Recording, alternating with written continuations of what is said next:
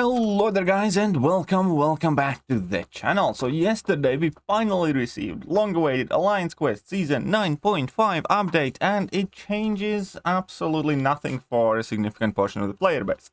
Because we already knew the Glory Store update, so this is not a new information. This was already in-game that they felt the need to attach at the bottom here, because this already had happened.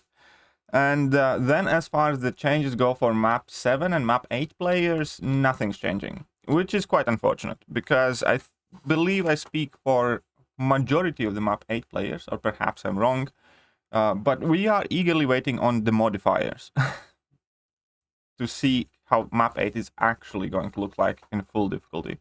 And obviously it is kind of unfortunate also that map 7 doesn't get any update. There's no update for rank rewards, which is also quite unfortunate. And truth be told, I wasn't overly enthusiastic in making this video initially.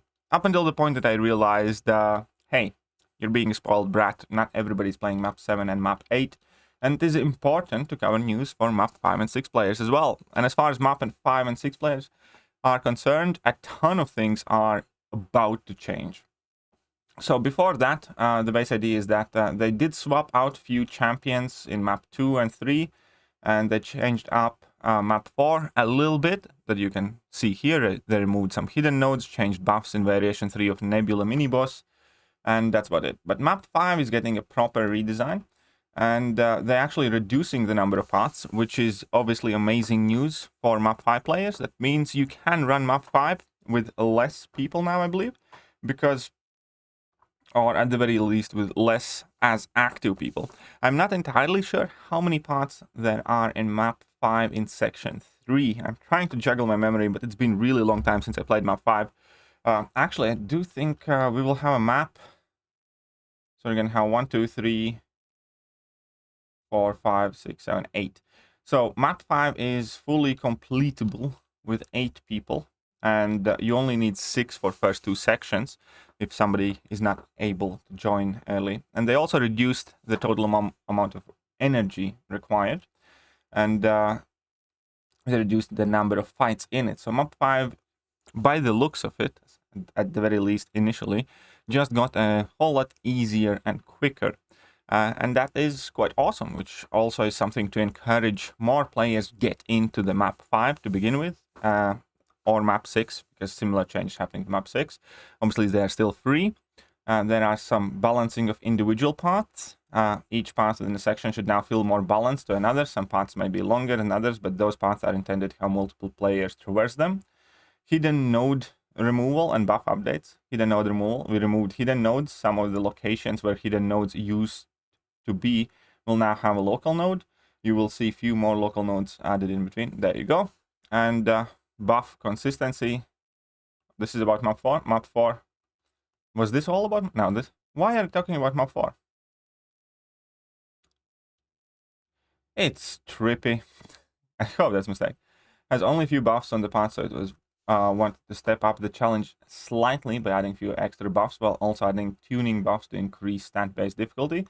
Buffs on map 5 will now be laid out more consistently than in previous versions. See details below.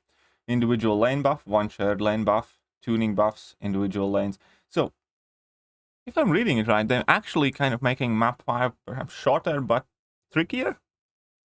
Let me know what you guys think about it. It kind of doesn't make too much sense, but hey, I don't understand why they would want to increase the challenge level in map 5, but hey.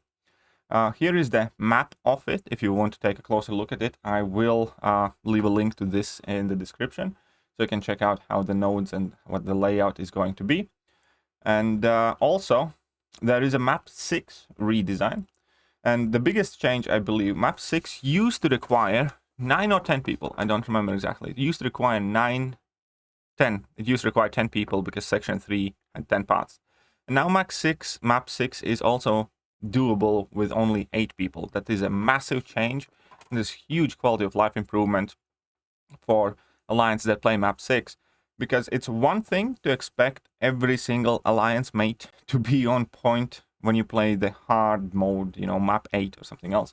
But if you are in alliance that is, not necessarily chasing the top and is doing something like map 5 or map 6, then it's very difficult to expect from players to always be there, rain or shine. And, often in past, people either had to leave their alliance, or unfortunately, it's no point in pretending that it never happened when people left their logins with their officers and, had to step in if they had a busy day for work or if they went on holiday for a bit or something like that, and ask somebody else to do the Alliance quest for them, which is obviously against TOS. But again, let's not kid ourselves. It does happen probably still and has happened since the beginning of the game, because if you do have to be there 7 days a week, every week, and occasionally life does interfere. I'm not going to comment on that, but the reduction of these 10 paths reduced to 8 is definitely great for map 6 players. You also will have 23 fewer energy required to explore the map, and that is obviously also a positive change. They reduced total number of encounters by 9, so you have 9 less fights overall. Encounters on this map will be created to incentivize players to play into the class-based buff they will find on their lanes. Roughly half of the defenders on paths will offer a class advantage for the player, with the remaining having no disadvantage. Fair enough.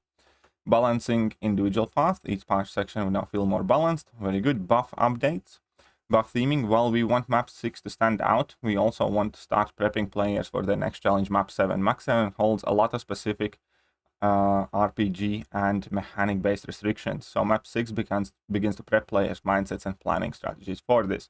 We opted to theme map around dual class-based weakness buffs, which weaken the player's tank by 50% if they are not on the intended class. We also reuse the same dual class buffs in each section to make planning map 6 easier. Sweet. We targeted each class twice with 6 different dual class buffs chosen, so each class gets time to shine on each map, on each path. Buff consistency. We also decided to maintain the buff consistency while increasing the challenge from map 5. To do this, map 6 will step its local buff placements from a few on lane to 1 on every fight, alongside tuning buffs for each section. See details below. So you're going to have local, dual class, and tuning buffs on each fight. Then you're going to have tuning buffs and all of these extra increased attack and health nodes, and distributed in manner like this. And then we have a map of how map 6 is going to look like now. Again, it's been a really long time since I played map 6, so I do not necessarily remember how it looked before the update, but here you can see the new layout of it. There are also Google spreadsheets available with, I believe, all of the global nodes and the encounters, so you can go and study these. They are separated section by section, and hopefully these are helpful to you. Obviously, once again, going back to the entire update, unfortunately, if you are playing map 5 or 6, then AQ just got shaken up for you. It's impossible for me to say whether it's for the better or for the worse, because I don't necessarily play those maps. And I do, however, ask everybody who plays these maps to remember one thing. Whenever these things change up, that automatically makes it more difficult. Because it's one thing to do a map once you have gotten used to every single fight, and it's another thing to learn a new layout, learn a new set of fights, learn a new set of buffs, and that will always automatically feel trickier. There will likely be some BS fights that, are gonna seem BS initially, but once you think about the counters after 2 weeks, maybe they're gonna seem potentially as easy or easier as before. So it will be very easy to jump to conclusions, and I can already expect a lot of people jumping on this and screaming that it's super hard and stuff like that. And it might be. I'm not trying to dismiss anybody, and I don't see in the future, I don't know how these fights are going to look like. All I'm saying is that often all it takes is a bit of time and people using their brain buckets, get used to those things, and then it all of a sudden isn't as bad anymore, and there are more and more counters appearing. That being said, I personally think AQ is going in completely wrong direction. I think doing AQ at the moment is kind of like taking the same exam, for 3 hours, 5 days out of 8. I do think AQ in general should be shortened down to, 5 fights and a boss fight for each member or something like that, or 5 fights and, 5 mini bosses and 1 boss or something like that, where there should be no question of having to log in 3 or 4 or 5 or 6 times and spending a lot of time on it. Or because, if If your alliance plays map 8, you can do it. What's the point of doing it every day, like fully and committing the time? AQ is a chore. Let's face it. You know, it's nice when they update it for 2 weeks, and, you know, week 3, 4, 5, it starts to get boring. It's a chore. We all celebrate when AQ is off. So I do think that AQ should ideally be like Monday to Thursday, leave Friday, Saturday, and Sunday evenings out of AQ, so we don't need to piss off our family and, you know, partners. And in general, I think every AQ map should be extremely short, where as long as you log in within the period of 24 hours and do some 5 or 6 or 7 fights, and that's it. You know, I don't feel the justification of forcing people to log in before they go to sleep, when they wake up, whilst they are on their lunch break at work, or, you know, hiding in toilet, and so on and so forth. I just don't think that it is ever going to work as anything else but annoyance and a chore, something that you have to do, because it gets stale and quick. Either way, those are my, obviously, personal kind of gripes with the AQ in general. But as far as this update goes, I can't say that I'm not personally somewhat disappointed, because we see no changes for map 7 or 8. We see no changes for rank rewards.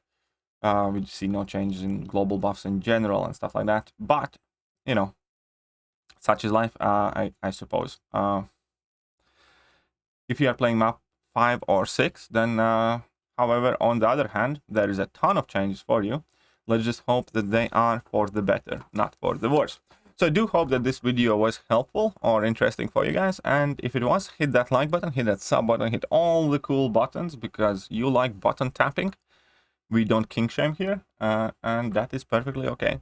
But I will catch you guys later. See ya.